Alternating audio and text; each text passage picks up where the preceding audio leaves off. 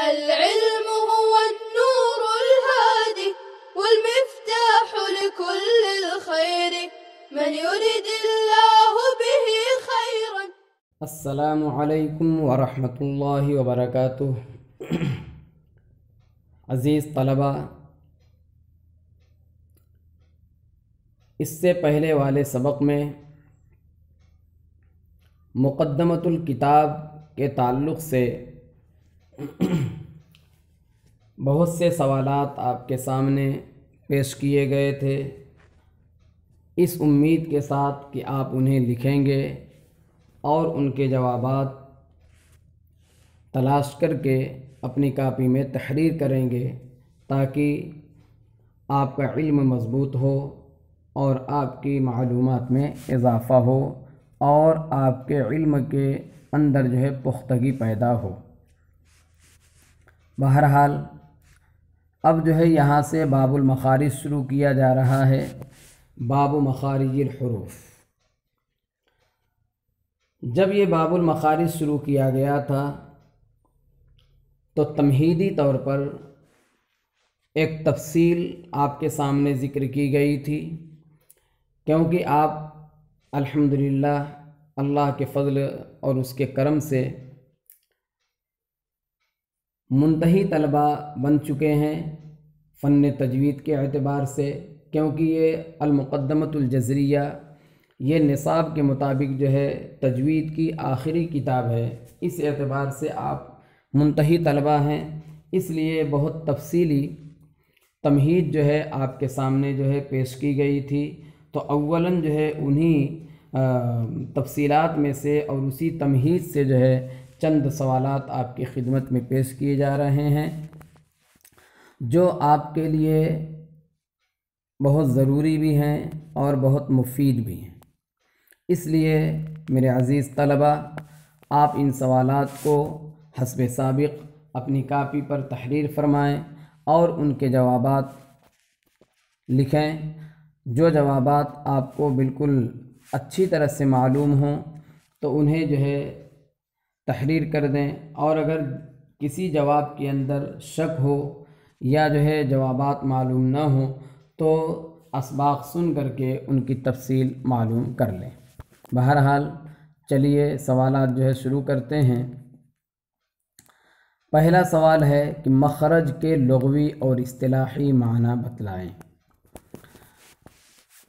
میں نے آپ کو پہلے بھی کہا تھا کہ چونکہ آپ منتہی ہیں، اس اعتبار سے بہت سی باتیں آپ کی ایسی ہوں گی کہ جو بہت آسان سمجھ میں آ رہی ہوں گی، اور کسی چیز کا آسان ہونا اس کے جاننے سے ہوتا ہے، اور اگر آپ کو معلوم ہے تو وہ بہت آسان ہے، اور اگر نہیں ہے تو بہت آسان چیز بھی مشکل ہو جاتی ہے۔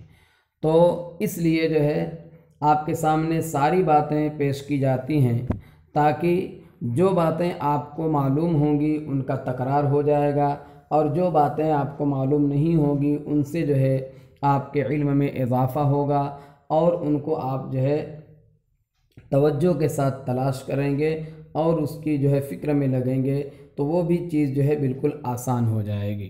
بہرحال تو مخرج کے لغوی معنی اور اصطلاحی معنی بتلائیں، پہلا سوال یہ ہے۔ دوسرا سوال یہ ہے، آپ کو تفصیل میں بتلایا گیا تھا کہ ملا علی قاری رحمۃ اللہ علیہ نے جو المقدمۃ الجزریہ کے بہت اہم شارح سمجھے جاتے ہیں، المنح الفکریہ کے مصنف ہیں، انہوں نے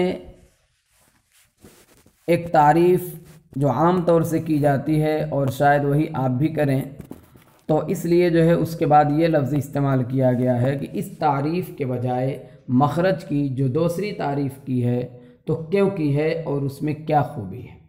یعنی مخرج کی ایک عام طور سے مختصر سی تعریف کی جاتی ہے اور وہ زبان زد ہے۔ تو سوال اس میں یہ ہوتا ہے کہ ملا علی قاری رحمۃ اللہ علیہ نے اس تعریف کو چھوڑ کر کے مخرج کی دوسری تعریف کیوں کی ہے، اور جو انہوں نے تعریف کی ہے اس میں خوبی کیا ہے۔ یہ سب تفصیل آپ کو بتلائی جا چکی ہے۔ اگلا سوال ہے کہ مخرج کی کتنی اور کون کون سی قسمیں ہیں؟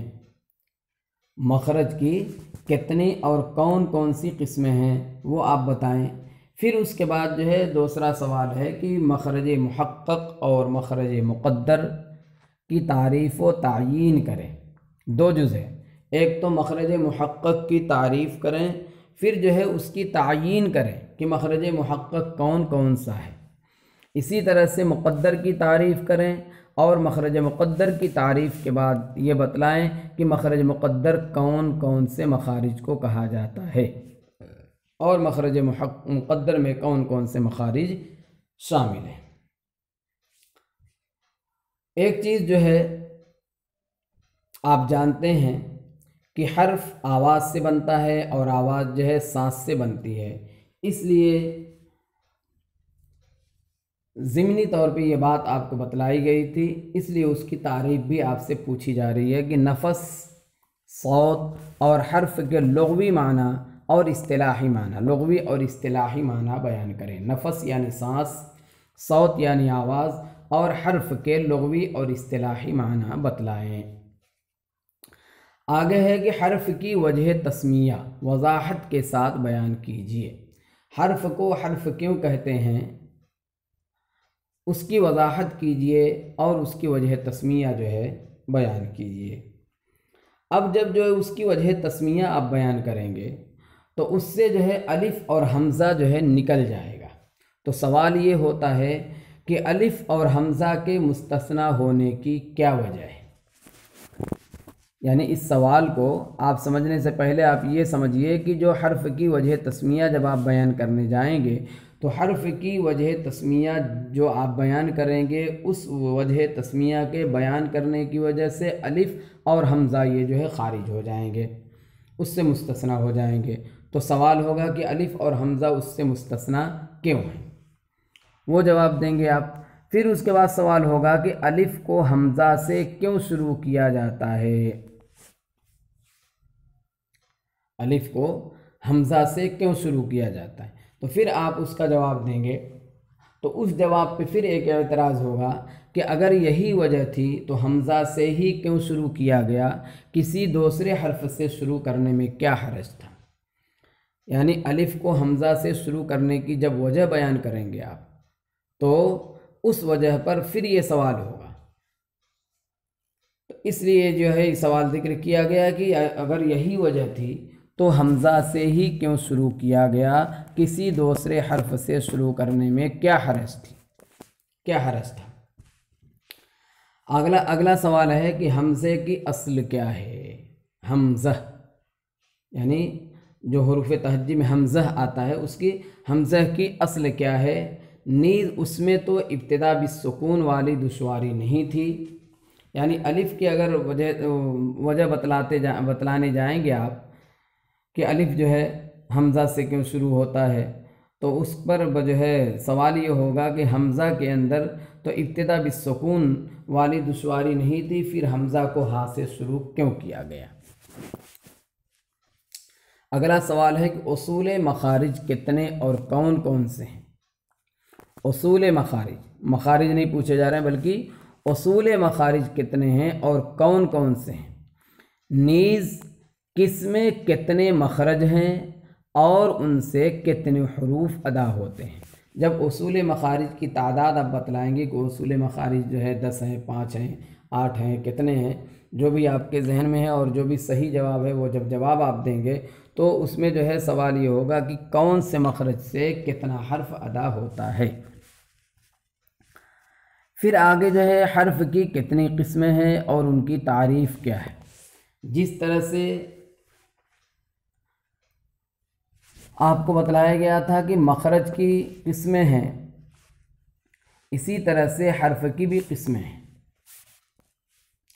حرف کی کتنی قسمیں ہیں اور ان کی تعریف کیا ہے۔ اس باب میں کون سے حروف کے مخارج بیان کیے جائیں گے؟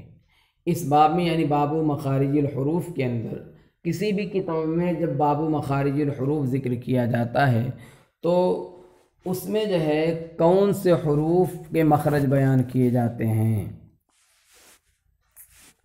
یہ سوال جو ہے وہ حرف کی جب تقسیم آپ کریں گے کہ حرف کی کتنی قسمیں ہیں اور ان کی تعریف کیا ہے، تو اسی کے ضمن میں یہ جو ہے سوال آ جائے گا کہ باب المخارج کے اندر جو ہے کون سے حروف کے مخارج بیان کیے جاتے ہیں۔ آگے جو ہے حرف کی تعداد میں کتنے اور کون کون سے اقوال ہیں مع دلیل بیان کریں۔ حرف کی تعداد میں جو ہے دو قول بیان کیے گئے ہیں، ان دو قول میں سے دونوں قول کو جو ہے آپ دلیل کے ساتھ بیان کریں کہ کیوں تعداد جو ہے اتنی فلاں کے قول میں ہے اور اتنی تعداد فلاں کے قول میں کیوں ہے۔ آگے حروف فرعیہ کتنے اور کون کون سے ہیں، حروف فرعیہ کتنے اور کون کون سے ہیں۔ یہاں پر جو ہے آپ کو سوال مل جائے گا کہ حروف کی کتنی قسمیں ہیں اور ان کی تعریف کیا ہے۔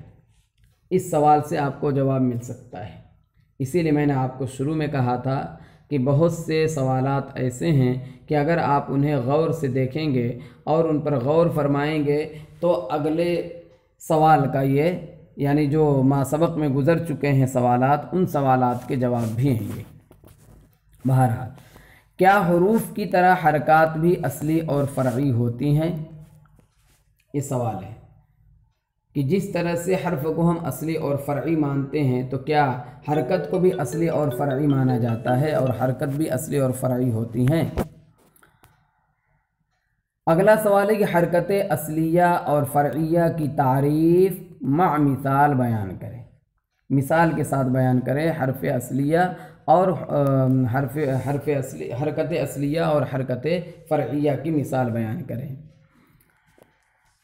اگلا سوال ہے کہ حروف کی ترتیب کتنی طرح سے ہوتی ہے، آپ کو بتلایا گیا تھا، اسی لیے میں نے کہا کہ وہ لمبی تمہید اور جو ہے مبسوط اور تفصیلی تمہید کے اندر جو ہے آپ چونکہ منتہی طلبہ ہیں اس لیے بہت سی باتیں آپ کو بتلائی گئی تھیں اور انہی باتوں میں سے یہ سوالات جو ہے نکالے گئے ہیں۔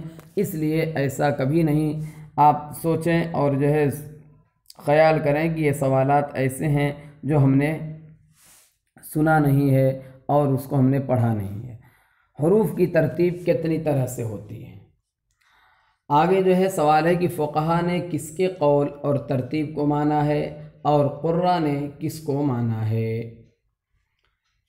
دو سوال ہیں، ایک تو جب آپ بتلائیں گے کہ حروف کی ترتیب اتنی طرح سے ہوتی ہے، 2 طرح سے، 3 طرح سے، 4 طرح سے، 5 کتنی طرح سے ہوتی ہے، وہ جب آپ بتلائیں گے تو پھر اس پر جو ہے سوال یہ ہو رہا ہے کہ فقہا نے کس کے قول کو اور ترتیب کو مانا ہے اور اسی طرح سے قراء نے کس کے قول اور ترتیب کو مانا ہے۔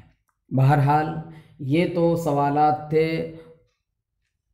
اس تمہید کے جس کے اندر جو ہے تفصیل سے آپ کو بہت سی باتیں ذکر کی گئی تھیں۔ اب جو ہے اصل باب اور شعر جو ہے شروع کیا جاتا ہے۔ اس باب کا پہلا شعر ہے اور شروع کتاب سے لے کر کے جو ہے یہ 9واں شعر ذکر کیا جاتا ہے۔ مخارج الحروف 17 علی الذی یختارہ من اختبر۔ پہلا سوال وہی کہ ترجمہ کریں، اچھا سا ترجمہ کریں، ترجمہ کرنے سے ہی جو ہے بہت سی باتیں حل ہو جاتی ہیں، آپ جانتے ہیں، تو اچھا سا اس کا ترجمہ کریے۔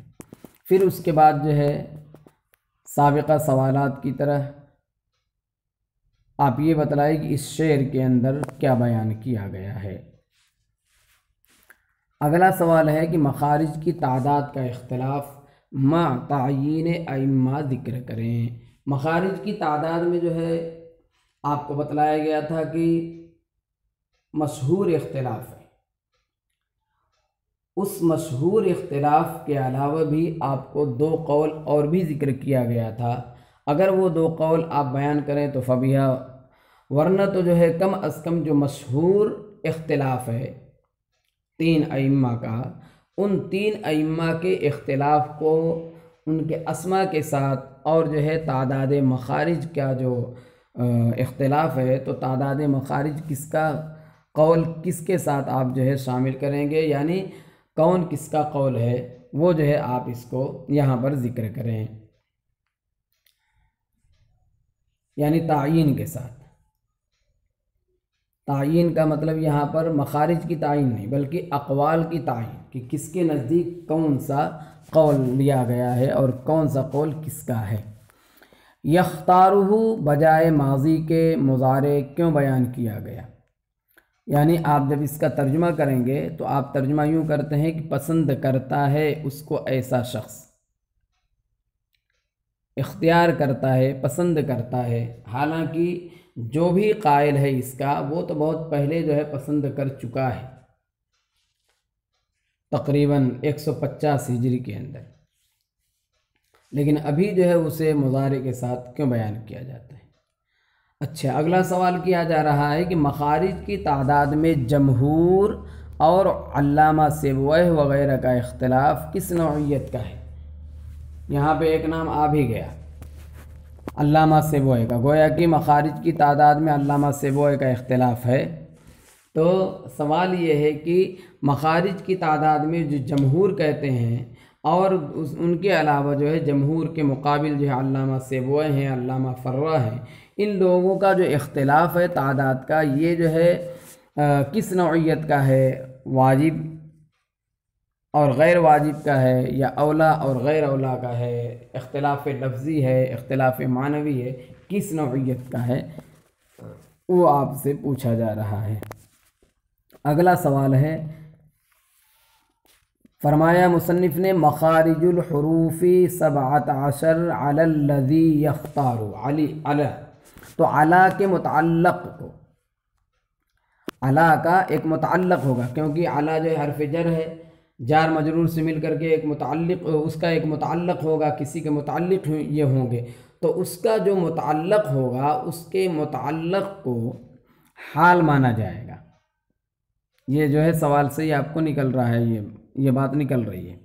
تو علی کے متعلق کو، علی کے متعلق مت پڑھنا اس کو، علی کے متعلق کو مخارج الحروف سے حال مانیں گے یا 17 سے؟ اس میں واضح بات تو تھی جو ہے ہی، لیکن چونکہ بعض لوگوں نے غلط فہمی کی بنا پر اس طرح کی بات کہی ہے، اس لیے جو ہے سوال یہ آپ کو کیا گیا کہ علی الذی یختارو میں جو علی ہے، علی کے متعلق کو مخارج الحروف سے حال مانا جائے یا 17 سے۔ اگلا سوال ہے یختارہ، یختارہ میں ضمیر کا مرجع کیا ہے؟ یختارہ میں ہا ضمیر جو دکھ رہی ہے آپ کو، اس کا مرجع کیا ہے؟ اگلا سوال ہے من اختبر، تو من اختبر کا مصداق کون ہے اور کیوں ہے؟ یہ تو بہت آسان ہے کہ من اختبر کا مصداق فلاں ہے، لیکن فلاں کو ہی من اختبر کا مصداق کیوں بنایا گیا ہے؟ آگے ایک سوال ہے جو ذرا تفصیل طلب ہے کہ علامہ خلیل نحوی کے مختصر حالات تحریر کریں۔